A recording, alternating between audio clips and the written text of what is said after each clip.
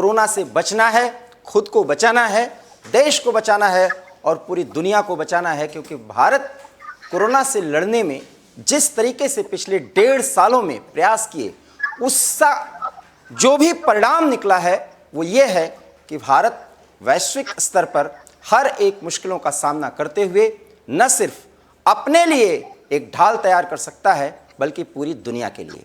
लेकिन बहुत कुछ कुर्बानी देनी पड़ी है। खास करके अगर हम देखें तो सामाजिक स्थिति, आर्थिक स्थिति किस तरीके से पूरी दुनिया की गड़बड़ाई, माली हालत गड़बड़ हुई और एक तरह से कहें तो इकोनॉमिक स्लो डाउन की स्थिति पूरी दुनिया को देखनी पड़ी। और उन परिस्थितियों में भी भारत की आर्थिक स्थिति का आकलन या मापन जिस स्तर पर किया जाता है वो है जीडीपी, और उस जीडीपी में 0% का ग्रोथ एक समय था जब दर्ज किया गया था। और तब ऐसा लग रहा था कि अब देश की अर्थव्यवस्था सुधर ही नहीं सकती और अगर सुधरेगी तो उसमें 2 से 3 साल लग जाएंगे। और इस तरीके से 3 साल में वो प्रयास जो करने थे और आज जो स्थिति है, अगर वो ऐसा रहता तो ये देश 1 दशक पीछे हो गया होता। और जब हमारे पास या हमारे सामने ये खबर आती है कि भारत मौजूदा वित्त वर्ष के दूसरी तिमाही में एक बड़े जीडीपी ग्रोथ रेट के साथ आगे बढ़ रहा है, तो आपको चौंकना नहीं चाहिए, आपको एक बार खुद पर भरोसा करना चाहिए। जैसे हमने कोरोना को हराया, कोरोना को हराने के बाद सोशल डिस्टेंसिंग और अन्य चीजों को लेकर के जिस तरीके से हम सक्रिय थे, उसके बाद देश की अर्थव्यवस्था और अपनी माली हालत को सुधारने में हमने जो प्रयास किया उसके परिणाम सामने आए। और यह भरोसा किसी सरकार का नहीं, किसी व्यक्ति का नहीं, समाज के किसी एक अंग का नहीं, बल्कि 135 करोड़ से अधिक भारत के उन कोरोना वीरों का है जिन्होंने ये ठाना था कि हम किसी भी परिस्थिति में अपनी स्थिति को सुधारते हुए देश की माली हालत को बेहतर बनाएंगे। और वो सारे सेक्टर्स में हमने दूसरी तिमाही में जो ग्रोथ किया है वो काबिले गौर है। और यकीन मानिए, अगर ये वित्त वर्ष के दौरान इसी तरीके से ग्रोथ रेट आगे बढ़ता रहा तो हम पिछले रिकॉर्ड को भी तोड़ सकते हैं। ये भी एक जानने की बात है, गर्व करने की बात है। और सबसे बड़ी बात कि इकोनॉमिक स्लो डाउन की जो स्थिति है वो चीन और अमेरिका में देखी गई है। 4.8 या उसके नजदीक उनका जीडीपी रहा। ये 2 बड़ी वैश्विक अर्थव्यवस्था जहां से पूरी दुनिया की अर्थव्यवस्था को एक दिशा मिलती है और उसी से उसकी दशा तय होती है। लेकिन भारत वैश्विक स्तर पर संघर्ष करते हुए, पूरी दुनिया को कोरोना से लड़ाई लड़ने की राह दिखाते हुए, अपने बुरी तरह से पिछड़ गई अर्थव्यवस्था को उठाने के लिए प्रयत्न करते हुए जिस तरीके से आगे बढ़ा और पूरी तरह से कमर कस कर आगे बढ़ा, उसके परिणाम अब सामने आ चुके हैं। हमारे साथ 2 खास मेहमान जुड़ेंगे जो आर्थिक मामलों के विशेषज्ञ हैं, जानकार हैं।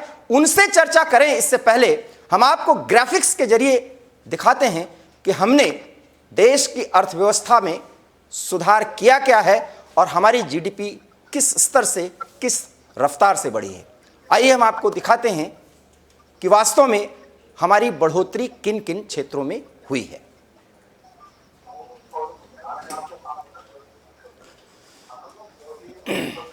पटरी पर हमारी अर्थव्यवस्था आ चुकी है। 8.4% की बढ़ोतरी।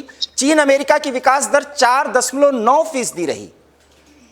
35.73 लाख करोड़ की अर्थव्यवस्था हमारी हो चुकी है, हमें इस पर गर्व है।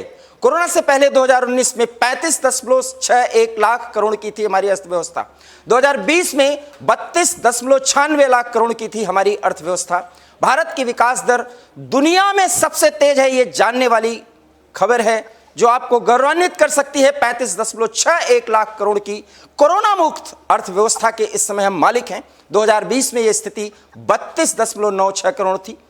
35.73 लाख करोड़ 2021 में हुई है। और जुलाई से सितंबर 2020 का जो ग्रोथ था वो इस स्तर पर था। अक्टूबर दिसंबर में 0.4 और जनवरी मार्च 2021 में 1.6% का ग्रोथ अप्रैल से जून में 20.1 का ग्रोथ और जुलाई से सितंबर में 8.4 का ग्रोथ।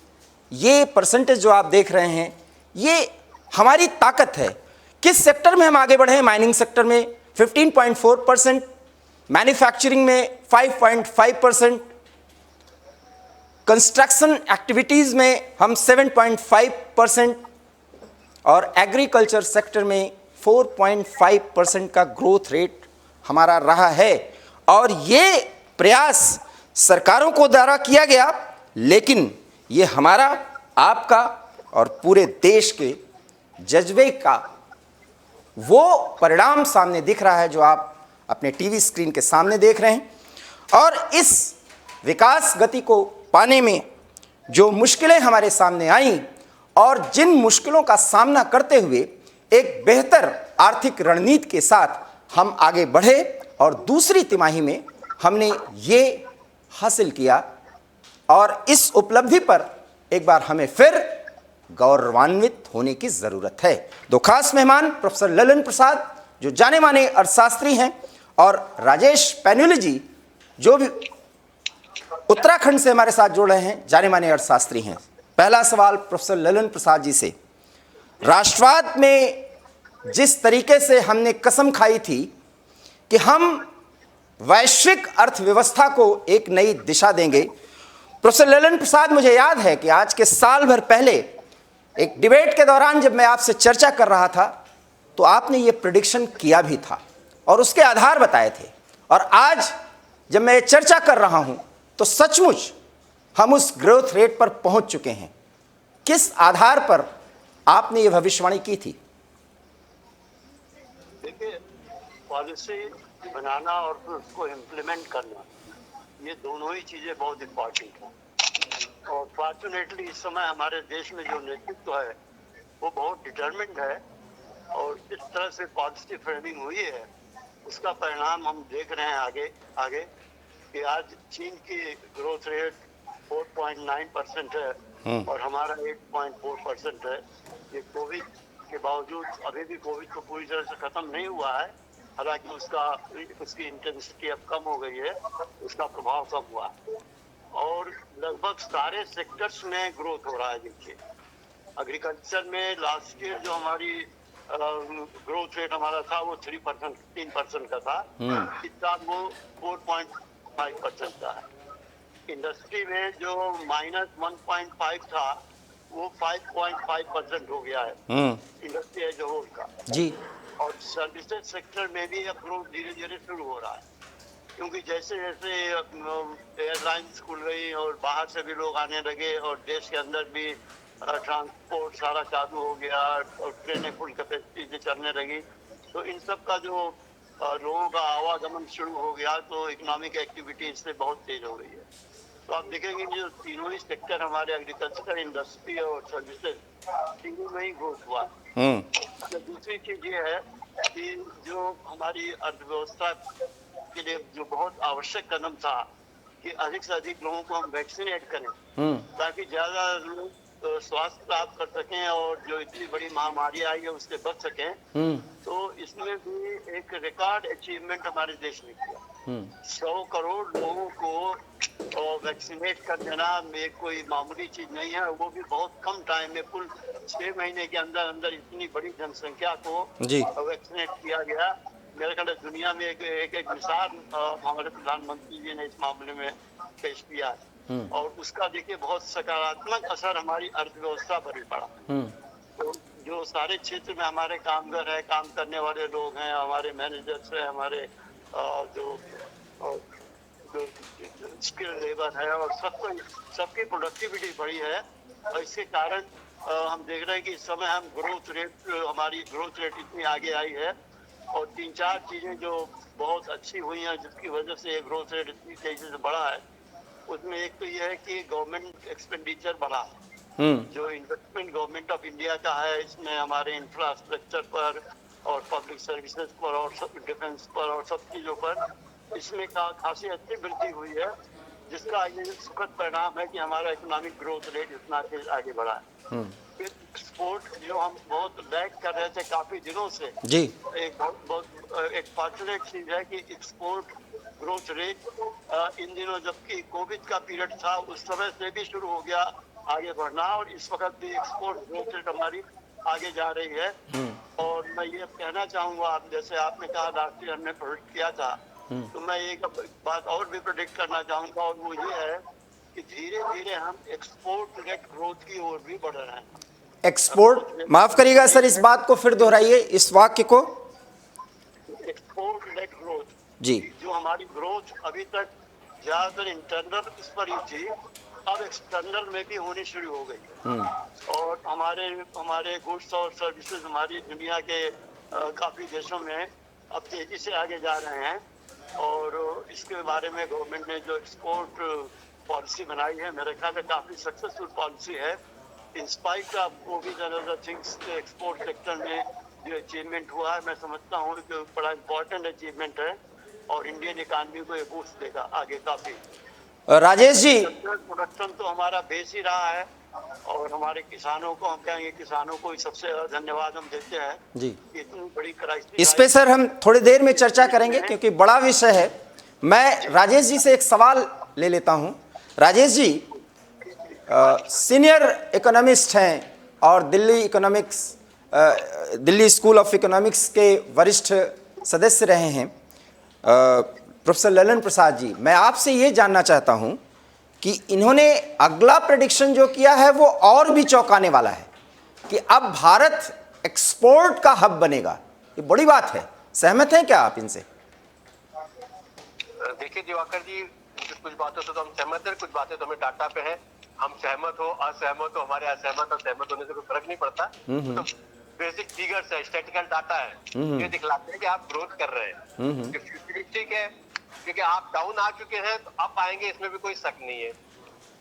एक्सपोर्ट होगा, इसमें भी इसलिए कोई शक नहीं है क्योंकि आप चाइना का मार्केट कहीं ना कहीं डाउन हो रहा है। उसकी काफी इंडस्ट्री अभी ऐसा माना जा रहा लगातार कि हमारे यहाँ शिफ्ट होंगी, इंडिया में आएंगी कुछ, और हम कुछ 100% ना भी माने तो 10% मान लिया। एक छोटा सा एग्जाम्पल देता हूँ, कार या जो ऑटोमोबाइल है उसमें एक चिप लगती है। पहले सारी चिप जो होती थी चाइना बेस्ड थी। उसका नतीजा क्या हुआ, आज भी देखते हो, आप देखते हो अच्छी कारें जितनी भी हैं, लग्जरी कारें या अच्छी कारें जो भी हैं, उनमें जो चिप लगती है, जो कि चाइना में मार्केट खराब हुई और इंटरनेशनल जो मार्केट थी उसके कारण से खराब हुई, तो चाइना से सप्लाई नहीं आई। तो आप आज की डेट में डिले ऑफ सप्लाई देखते हो कि बुकिंग में 4 महीने लग रहे हैं, 6 महीने बाद गाड़ी की डिलीवरी, वो चिप नहीं थी वहाँ। क्योंकि उन प्रोडक्ट जो भी प्रोड्यूस करने वाले वो चिप एक पर्टिकुलर जगह पर रखी हुई थी, मतलब बनती थी, जो चाइना का हब था। अब सारे इंटरनेशनली जितने भी वर्ल्ड वाइड जितने मैन्युफैक्चर, उनको एक बात समझ में आई कि हमें हब एक जगह नहीं बनाना चाहिए।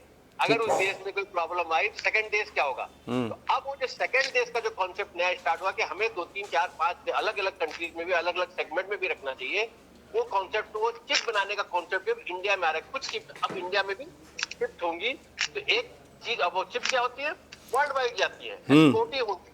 तो एक्सपोर्ट जो ललन जी भी कह रहे हैं, सभी लोग मानते हैं कि हमारा एक्सपोर्ट बढ़ेगा, लेकिन क्या उस एक्सपोर्ट से हम थोड़ी देर में आपको रोकना चाहूंगा। एवी स्टार न्यूज के दर्शकों को मैं बता दूं कि इसके पहले जो संभावित ग्रोथ रेट था, इस पर हमने पहले ही प्रेडिक्शन किया था और आज वो बातें सही हो रही हैं।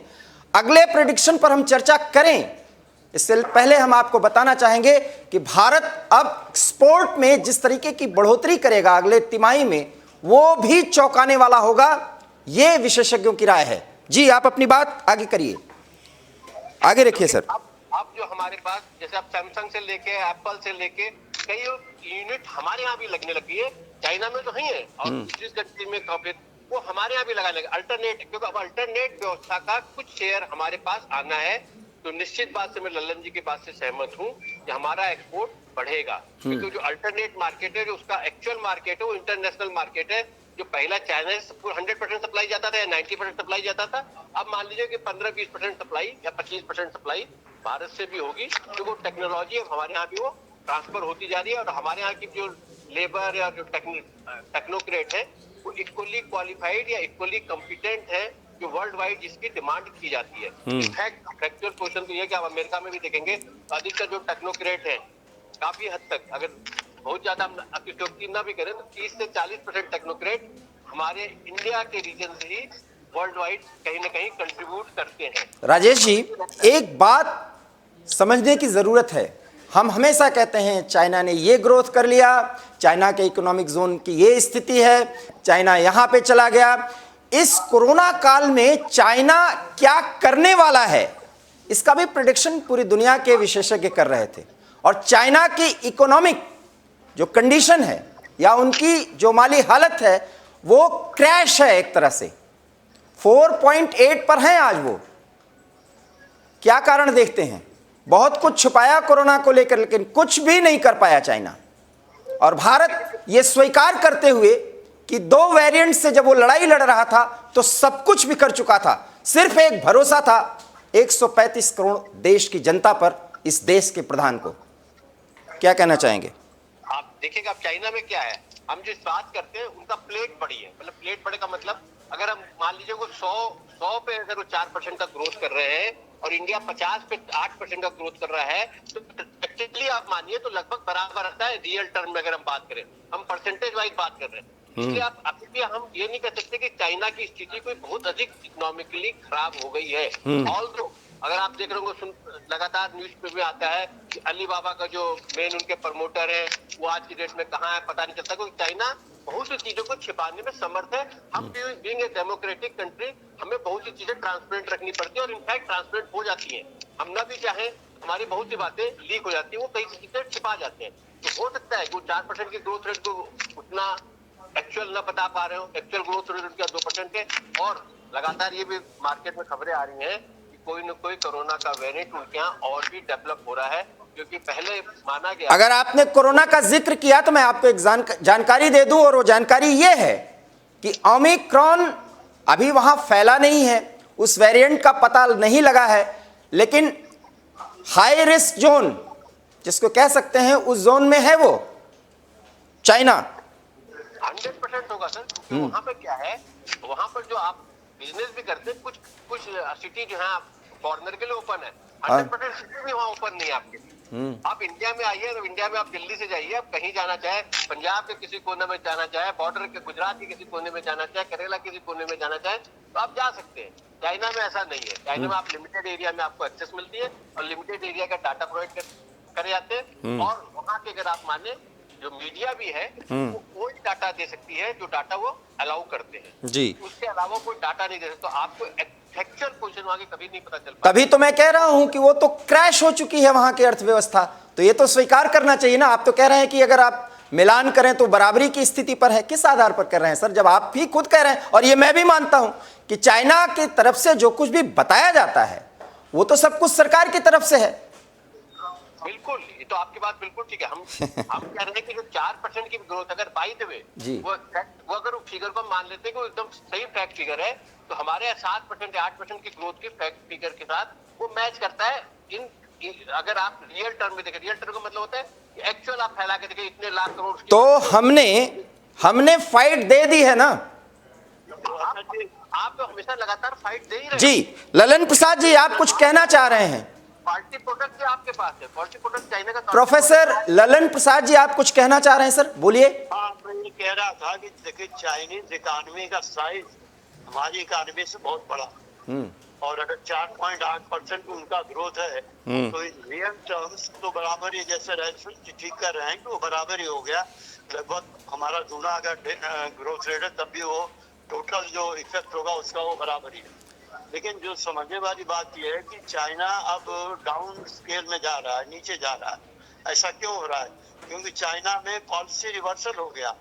देखिए 1960-61 में चाइना ने सारी दुनिया के जो इंडस्ट्रियलिस्ट थे, बड़े बड़े एमएनसी मल्टीनेशनल कंपनी थे, उनको इनवाइट किया और कहा कि आप चीन में आओ, आपको हम बहुत सस्ती जमीन देंगे, बहुत सस्ती बिजली देंगे, बहुत सस्ती पानी देंगे, बैंकिंग फैसिलिटी देंगे और आपको फैक्ट्री बना के देंगे और आपका बहुत कम खर्च होगा, हमारे यहाँ आप मैन्युफैक्चरिंग करो।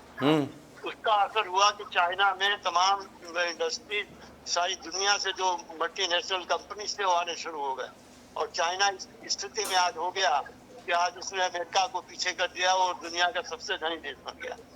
लेकिन अब चाइना में पॉलिसी रिवर्सल हो रहा है जी।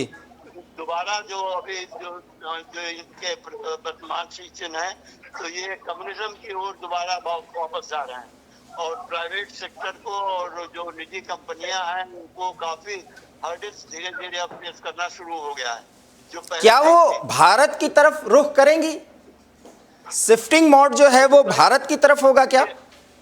चाइना के बाद दुनिया का सबसे बड़ा मार्केट तो भारत ही है और सबसे बड़ी इकोनॉमी भी भारत ही है।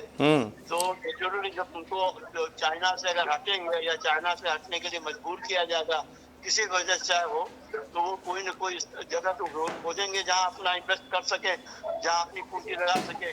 और तो भारत से अच्छा उनको और किसी देश में नहीं है। तो हमने आपदा को अवसर में बदल दिया। हम भारत में एक तो मार्केट का साइज भारत का ही बहुत बड़ा है, दुनिया का one of the biggest market तो भारत का ही है।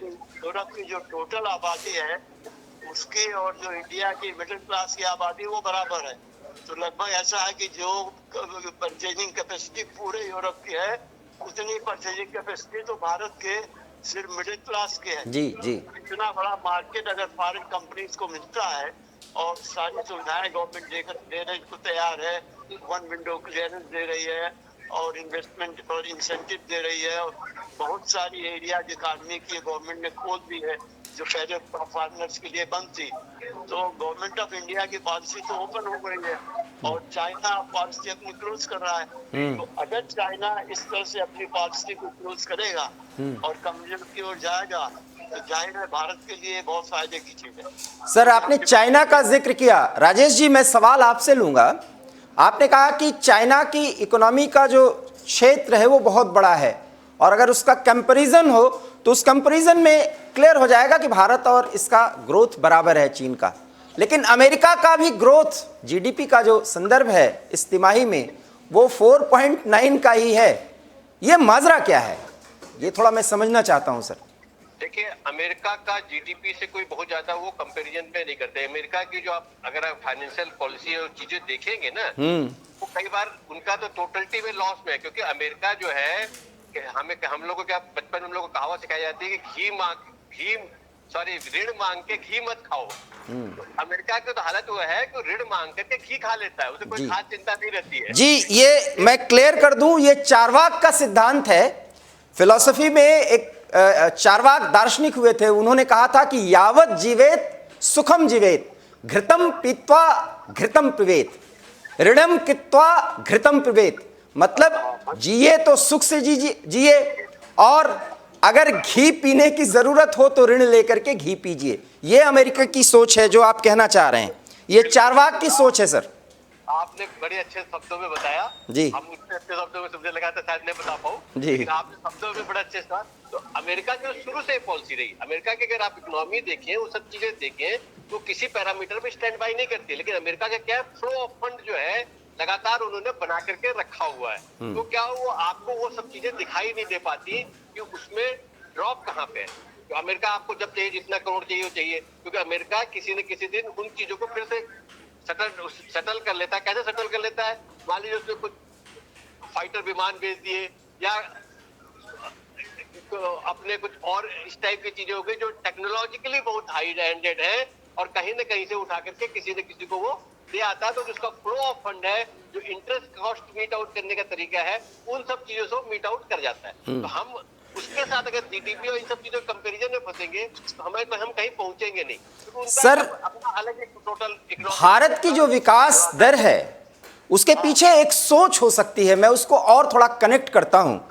हमारे यहां कहावत है कि पैर उतना फैलाइए जितनी चादर हो, और अमेरिका या अमेरिकन माइंडसेट जो है वो कहता है कि पैर फैला दो, जरूरत पड़ेगी तो चादर का इंतजाम आप कर लेंगे।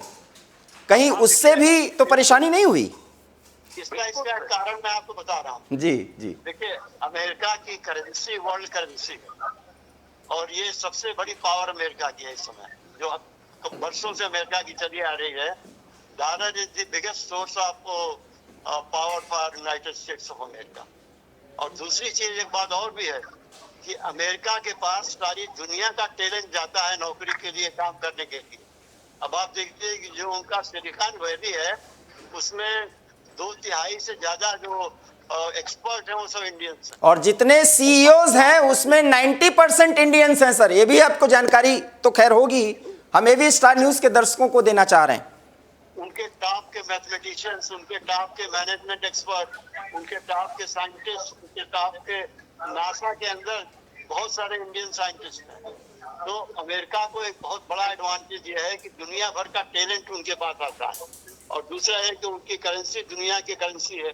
इन दो चीजों की वजह से वो जो राजनाथ जी ने ठीक कहा कि अमेरिका के जीडीपी को हमको अपने से जीडीपी या चीन से मिलाने की कोई जरूरत ही नहीं है। उनका सिस्टम ही सारा अलग है, सारी दुनिया से वो अलग है।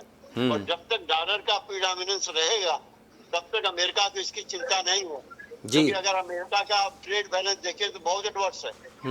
चाइना बहुत बड़ा एक्सपोर्टर है अमेरिका में, उसके मुकाबले में अमेरिका तो बहुत ही कम इंपोर्ट एक्सपोर्ट चाइना वो करता है या और जैसे वो करता है।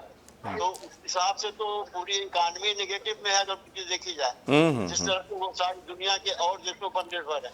अब सर हम सारी दुनिया उनके ऊपर निर्भर है, क्योंकि डॉलर के वो मालिक है और डॉलर वो छापते हैं और डॉलर से वो सारी दुनिया की इकॉनमी को फाइनेंस को कंट्रोल करते हैं। अब सर हम कुछ सेक्टर्स की बात कर ले, हमने कमाल का ग्रोथ रेट हासिल किया है। माइनिंग सेक्टर में हमने 15.4% का ग्रोथ रेट लिया है। इतना ग्रोथ किस कारण से हुआ? जो कोरोना के बाद हम तेजी से जुटे अपनी अर्थव्यवस्था को संभालने के लिए, तो माइनिंग सेक्टर में हम बहुत अच्छा काम कर पाए, ऐसा क्यों? नहीं, देखिए माइनिंग सेक्टर में तो ये कि डिमांड के ऊपर डिपेंड करता है ना कोई भी सेक्टर। जी। अब जो माइनिंग प्रोडक्ट्स है उसकी डिमांड बढ़ी है, और दूसरी बात ये कि अब हमारा जो इंपोर्ट बाकी कंट्री से माइनिंग प्रोडक्ट्स पर था वो कम होगा इसकी वजह से। तो गवर्नमेंट तो इन्वेस्ट करे इसीलिए कि जो माइनिंग सेक्टर का ग्रोथ ज्यादा हो, ताकि जो हमारा डिपेंडेंस चाइना के ऊपर और ऑस्ट्रेलिया के ऊपर और बहुत सारे कंट्रीज के ऊपर है माइनिंग प्रोडक्ट्स के लिए, वो कम से कम होता जाए। तो इसके लिए जो कोशिश गवर्नमेंट ने की है उसका अच्छा परिणाम हुआ है। अब राजेश जी, मैन्युफैक्चरिंग में हमारा ग्रोथ अच्छा रहा, लेकिन माइनिंग सेक्टर के मुकाबले मात्र 5.5%। इसको और कितना आगे जाना चाहिए था, या क्या ये सेटिस्फैक्टरी कंडीशन में है? एक तो मैं थोड़ा सा बीच में एक थोड़ी सी इंटरेस्टिंग बात भी बता दूं जी। हमारे ललन प्रसाद जी बता रहे थे कि अमेरिका का जो डॉलर है, अमेरिका के डॉलर की ये हालत है और ये स्ट्रांगनेस है कि जब, और अमेरिका की क्रेडिबिलिटी की स्ट्रांगनेस ये है कि जब जर्मन में हिटलर का राज होता था तो वहां पर भी जो जर्मन की जो मार्क, जो हिटलर का जो जर्मनी से निकलता था, उसके मुकाबले जिसपे लिखा होता था कि आई विल पे, अमेरिका की जहां मोहर लगी होती थी वो मार्क ज्यादा मार्केट में चलता था बनस्पति वहां के देश का मार्क। तो अमेरिका की जो क्रेडिबिलिटी जो है बहुत हाई थी। अब आप दूसरी बात आ गई कि मैन्युफैक्चरिंग, देखिए मैन्युफैक्चरिंग से उन्होंने बताया कि डिमांड है, और आपको जब मैन्युफैक्चरिंग क्या होता है, एक लंबा साइकिल होता है। स्टार्टअप करना, आपका 2 साल में लगभग सारी चीजें बैठ गई थी, उनको लाना, उनको लेना, फिर आपका मार्केट से डिमांड आना। क्योंकि मैन्युफैक्चरिंग तो तब स्टार्ट होता है जब मार्केट से डिमांड आती है, नंबर 1, और उसको बैकअप से, जैसा कुछ चीजों के लिए जो माइनिंग उद्योग है, कुछ चीजों का बैकअप यूनिट है, कुछ मैन्युफैक्चरिंग यूनिट का बैकअप यूनिट है। मान लीजिए आयरन का है तो आयरन ओर चाहिए ना उसको, जब आयरन ओर का प्रोडक्शन बढ़ेगा तभी तो उससे जो रिलेटेड स्टील इंडस्ट्री है वो बढ़ेगी। तो एक टाइम गैप आएगा ही आएगा। तो जो टाइम गैप है, मुझे लगता है कि ग्रोथ कोई बहुत ज्यादा लैगिंग नहीं कर रही है। हो सकता है कि कोई टेक्निकली ज्यादा निकाल दे कि जी 2% और ज्यादा होना चाहिए, 1.5% और ज्यादा होना चाहिए। मुझे लगता है वो लगभग स्ट्रीमलाइन पे चल रही है और स्लोली ग्रेजुअली ये माइनिंग सेक्टर इतना आगे 15% पे पहुंच चुका है, ये ऑटोमेटिकली आपको 10, 11, 12% पे धीरे धीरे दिखलाई देने लग जाएगी। जहां तक कंस्ट्रक्शन एक्टिविटी का सवाल है, 7.5% ग्रोथ रेट रहा है सर। इसको बढ़ाए जाने की दरकार है, या जिस ग्रोथ रेट पर हम आगे बढ़ रहे हैं हम बूम करेंगे इस फील्ड में भी? प्रोफेसर ललन प्रसाद जी। हाँ, देखिए ऐसा है, मैंने जो कंस्ट्रक्शन सेक्टर है ये तो कोई भी सेक्टर हो डिमांड ओरिएंटेड होता है, और कितना पैसा लोग बेयर कर सकते हैं मकान खरीदने के लिए अपनी इनकम से, और अपनी इनकम का कितना परसेंटेज लोग इसके लिए तैयार हैं खर्च करने को, इसके ऊपर सारा कुछ डिपेंड करता है। जो परचेजिंग पावर है, अब ये कोविड पीरियड में परचेजिंग पावर बहुत गिर गई थी आम जनता की, और जो मिडिल क्लास है उसमें भी आप देखिए बहुत से लोग बेरोजगार हो गए। और जो अनएम्प्लॉयमेंट फिगर आ रही है उसमें वर्स्ट हिट तो सैलरी को राशि इंडिया की है। सर इस पर मैं एक जानकारी जो मैं जुटा पाया था एज ए रिपोर्टर जर्नलिस्ट, वो मैं आपसे शेयर कर रहा हूं। कोरोना काल में मैं अपने गांव गया, 2 से 3 महीने में वहां रहा और उसके बाद मैं उस क्षेत्र में का दौरा किया तो मैंने देखा कि सबसे ज़्यादा जो मुंबई, कोलकाता या दिल्ली से या बड़े शहरों से वहाँ लौट रहे थे अपने गाँव की तरफ, तो वहाँ पर कंस्ट्रक्शन का काम सबसे ज़्यादा तेज़ी से चला और उसके लिए जो जरूरी सुविधाएं हैं, जो जरूरी वस्तुएं हैं, उनकी बिक्री ज़्यादा हुई। एक मकान बनाने के लिए जो इंफ्रास्ट्रक्चर की ज़रूरत होती है उनकी भी बिक्री हुई। मैं बहुत छोटे से शहर की बात कर रहा हूँ, मैं उत्तर प्रदेश के प्रतापगढ़ से बिलोंग करता हूँ और मैंने देखा। उसके बाद मैं और 2-3 जिलों का मैंने दौरा किया उस कोरोना काल में भी, क्योंकि उत्सुकता थी कि हम ज़्यादा से ज़्यादा जाने कि वास्तव में चल क्या रहा है, जबकि सुनसान पड़ी दुकानें और सारी चीज़ें, लेकिन ये काम चलते रहे। तो ये काम इसलिए हो पाया क्योंकि हमारे देश में बचत की एक स्वाभाविक आदत है और जो कुछ भी बचा करके लोग आए अपने नेटिव प्लेस पर, तो फिर उन्होंने देखा कि कोरोना जैसी स्थिति ने किस तरीके से उनको उजाड़ दिया और अपने मूल स्थान को मजबूत करने के लिए उन्होंने अपने घर को संवारने का काम किया। और यही नहीं, खेतों की खरीद हुई है। ये जानकारी मैं आपको दे रहा हूं, बिल्कुल नजदीकी से जो इससे मैंने देखा है उस जानकारी को दे रहा हूं। और शायद यही कारण था कि गांव से लेकर के टाउन एरिया और बड़े शहरों में भी कंस्ट्रक्शन का काम बहुत तेजी से हुआ, जो अभी अनवरत जारी है और उसी का परिणाम है कि हमारा मैन्युफैक्चरिंग सेक्टर में भी इस तरह का ग्रोथ रेट रहा है। प्रोफेसर ललन प्रसाद जी। हाँ, ये तो देखिए स्वाभाविक है। अगर हाउसिंग सेक्टर में खास तौर से या कंस्ट्रक्शन सेक्टर में अगर तेजी आए तो पूरी इकोनॉमी में तेजी आती। उसका कारण है ना कि वो डिमांड एक्सेलरेट हो जाता है। सीमेंट की डिमांड आ जाती है, सरिया की, ईंट की, रेत की, जी, सैनिटरी आइटम्स की डिमांड आ जाती है जी, और इसके बाद लेबर की डिमांड आ जाती है, लेबर की हो जाती है, जी और अनस्किल्ड लेबर की जी। तो ये जो कंस्ट्रक्शन सेक्टर है हमारा, ये पूरी इकोनॉमी को एक्सीलरेट करता है, पूरी इकोनॉमी पर इसका इम्पैक्ट पड़ता है और डिमांड क्रिएट करता है अगर ये सेक्टर आगे जाए। कोरोना काल में आपने ठीक कहा कि गांव में तो खैर बहुत ज्यादा कंस्ट्रक्शन हुआ होगा जो भी हो, लेकिन शहरों में जो बड़े बड़े बिल्डर्स थे वो बहुत सारे बैठ गए और कुछ दिवालिया भी हो गए, क्योंकि उन दिनों शहरों में डिमांड तो रह नहीं गई थी, लोगों के पास पैसे नहीं थे लगाए। अच्छा, जिन लोगों ने पैसे लगा रखे थे प्रॉपर्टी में, अगर वो सैलरी नहीं पा रहे थे, इनकम उनकी नहीं थी, तो उन्होंने पेमेंट नहीं किया। वो देखा आपको उसका जो फाल हुआ, बाद में गवर्नमेंट को इनको बचाने के लिए कोशिश करनी पड़ी बिल्डर्स को, नहीं तो बहुत से बिल्डर्स वैसे ही फेल हो गए थे उस पीरियड में। तो क्योंकि और उसका इम्पैक्ट तो सारी चीजों की डिमांड पर था, ऊपर सरिया की डिमांड कम हो गई, सीमेंट की डिमांड कम हो गई, बिल्डिंग मटेरियल की डिमांड कम हो गई, तो सारी इकोनॉमी उससे अफेक्ट हुई थी। लेकिन जैसे जैसे रिवाइवल शुरू हुआ है वैसे वैसे आप देखिए कंस्ट्रक्शन सेक्टर में तेजी आई है और अब वो चीज पुरानी लौट रही है। वर्कर्स भी लौट रहे हैं काम पर और जो बिल्डर्स हैं वो भी नई नई स्कीमें निकाल रहे हैं और सरिये की डिमांड और सीमेंट की डिमांड और लेबर की डिमांड, हर तरह की डिमांड उसकी वजह से बढ़ रहा है। अब अगले सवाल पर आते हैं प्रोफेसर ललन प्रसाद जी। मैं आगे सवाल आपका एक्सटेंड करूंगा। मैं राजेश जी से पूछना चाहूंगा। राजेश जी, अब उस सेक्टर पर हम बात करेंगे जो वास्तव में अभी हम जो चर्चा कर रहे हैं उसका कनेक्शन है, और वो ये है कि कृषि में हमने बहुत अच्छा विकास किया है। 1 साल से अधिक का समय जितना टेंशन की स्थिति रही, जितनी परेशानी की स्थिति रही, खास करके किसान, खेती, खलिहान, सब कुछ बिखरा नजर आ रहा था, लेकिन कुछ भी बिखरा नहीं, हमने वहां ग्रोथ लिया है। कारण क्या है? देखिए, कृषि एक ऐसी चीज है जो हमारी डे टू डे अफेयर्स है, हम उसके बिना जिंदा नहीं रह सकते। उसमें कोई भी चीजें इधर से उधर, दुनिया इधर से उधर हो जाए, कृषि आपकी डेवलप करती रहेगी।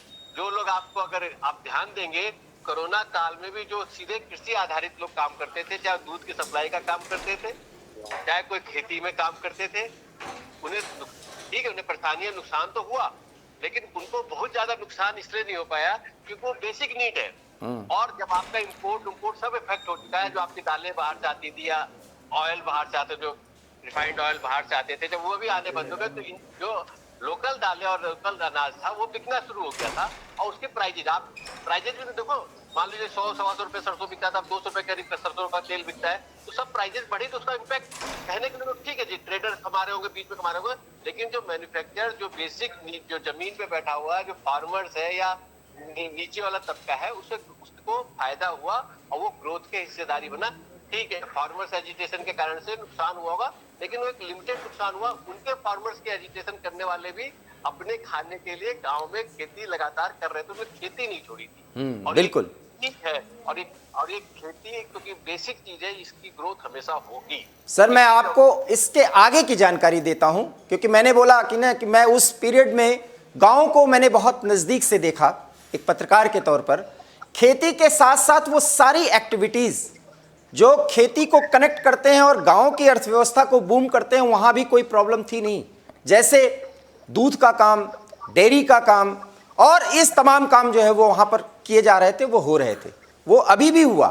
तो इसलिए गांव की अर्थव्यवस्था पर हमारा जो विश्वास था, वो पूरे देश का विश्वास जम गया कि किन्हीं भी परिस्थितियों में गांव की अर्थव्यवस्था नहीं हिलने डुलने वाली। क्योंकि 1.5 साल तक हमने जो संघर्ष किया है, उसमें हमारी ग्रामीण अर्थव्यवस्था और खेती और किसानी की ताकत दिखी, उन तमाम मुश्किलों के बावजूद जो 1.5 साल में हमने किसान आंदोलन के रूप में देखा। राजेश जी, आप बिल्कुल ठीक कह रहे हैं। कनेक्टिविटी देखिए, जो आप दूध का भी बात कर रहे हैं, जो सारे जो रिलेटेड है, अगर आप कभी गांधी जी के ओरिजिनल विचार पढ़िए, उन्होंने बोला कि गांव सेल्फ सफिशिएंट है और हमें गांव को ही डेवलप करना चाहिए। उनके जो ओरिजिनल फिलॉसफी यही कहती थी।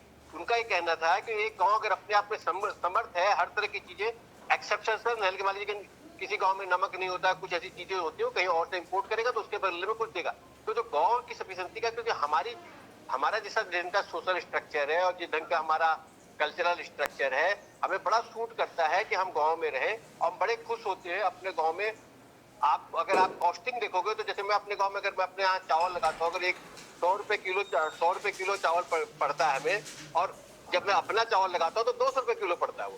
हम लेकिन वो 200 रुपए किलो का चावल खरीद करके अपने घर में से पैदा हुआ खा करके खुश होते हैं। ये हमारे कल्चर में है। ये हो सकता है कि यूरोपियन कंपनी के कल्चर में बोले, यार 300 रुपए तुम्हारे चावल अपने पैदा करने में लग रहे, मार्केट में जाओ तो 100 रुपए मिलता है, तो 200 रुपए का तो तुम नुकसान कर रहे हो। लेकिन हमारे वो कल्चर में रहा, और इस कल्चर का हमें इस कोरोना काल में बहुत अच्छा रहा। और ये हमारी लगातार सरकारों का भी, चाहे कोई भी सरकार रही, लगातार ये योगदान रहा कि फार्मर जो है अपने आप में सेल्फ एफिशिएंट होते रहे। वो उतना चाहे चीजें डेवलप नहीं कर पाए, या हम बाहर में बहुत वृहद रूप देखते हैं कि जी बहुत सी चीजें अत्याचार हुआ, वो हुआ, कुछ चीजें होंगी, लेकिन हमारा एक कल्चर और एक सोशल स्ट्रक्चर, आप भी जैसे बताइए कि जब लोग गांव गए, उन्होंने अपने गांव में अपना घर ठीक किया। हाँ, आप भी यहाँ रहते हो, आपको भी प्रतापगढ़ की याद आती होगी। आप मकान दिल्ली में बनाओगे, लेकिन आपको प्रतापगढ़ का मकान जिसमें कोई भी नहीं रहता होगा, आप उसको कोशिश करते हो कि हर साल कुछ ना कुछ रिपेयर मेंटेन करा ले। तो आप भावनात्मक रूप से भी जुड़े रहते हो। तो आपका एक स्ट्रक्चर और एक सोशल चीजें भी हैं। तो सिर्फ इकोनॉमिक्स की हम बात न करें, हम बहुत सी चीजों से, कई चीजों के कारण जुड़े, हम अपने माँ बाप से जुड़े होते हैं, यूरोपियन कंट्री वाले नहीं जुड़े होते। हम उस ढंग के संस्कृति के या उस कल्चर से उस ढंग से ऊपर उठ करके आए हैं। इसी सब कारणों से हमेशा कृषि आपके यहाँ बहुत प्रधान चीज रही है। और हर, क्या आज की बात करें, चाहे 200 साल पुरानी बात करें, चाहे उससे 500 साल पुरानी, चाहे हम भगवान कृष्ण के टाइम की बात कर ले, तब भी जो था दूध से लेकर के सारी बातें उन्हीं पर लिमिटेड थी, कि जो हमारी कृषि से रिलेटेड चीजें रही, जिसकी हमें डे टू डे आवश्यकता रही। हमने आपदा को अवसर में बदल दिया, हमने जो कहा वो करके दिखा दिया, क्योंकि ये हमारा भरोसा था। फाइनल कमेंट चाहूंगा राजेश जी, और इसके बाद ललित प्रसाद जी से कमेंट लूंगा, क्योंकि हमारी पीसीआर टीम हमें संकेत कर रही कि अब समय पूरा हो रहा है। फाइनल कमेंट क्या देना चाहेंगे सर? अगली तिमाही में हम क्या कुछ और कर सकते हैं जो पूरी दुनिया को चौंका सकती है? दिवाकर जी, देखिए, हम अगली चीज ये कर सकते हैं, और जो हमें करना चाहिए, कि हमें कहीं ना कहीं से स्टेबिलिटी दिखलानी पड़ेगी। जैसे ललन जी ने बोला कि वन विंडो क्लियरेंस, इसको प्रैक्टिकली लाना पड़ेगा, कि इसमें ज्यादा जो है चीजें नहीं। जैसे जीएसटी है, जीएसटी एज ए कॉन्सेप्ट बड़ा अच्छा कॉन्सेप्ट था, लेकिन वो कहीं ना कहीं फंसता चला गया। जैसे 400 से ज्यादा अमेंडमेंट हो गए। इस टाइप की चीजें ज्यादा से कम अमेंडमेंट हो, क्योंकि जब आपका कोई विदेशी इन्वेस्टर या विदेशी वो आता है या बड़ा इंडस्ट्री लगाना चाहता है, वो चाहता है कि स्टेबिलिटी रहे लॉ में, कानून में, और चाइना ने शुरू में क्यों गेन किया, उसने बोला हायर एंड फायर, मतलब आदमी को हायर करो और जब उसको निकालना चाहो निकाल दो। हमारे यहाँ उस जमाने में था कि हम किसी को हायर तो कर सकते थे, जब निकालने की दिक्कत आती तो 50 लेबर लॉ लग जाते थे, वो निकाल नहीं पाते थे।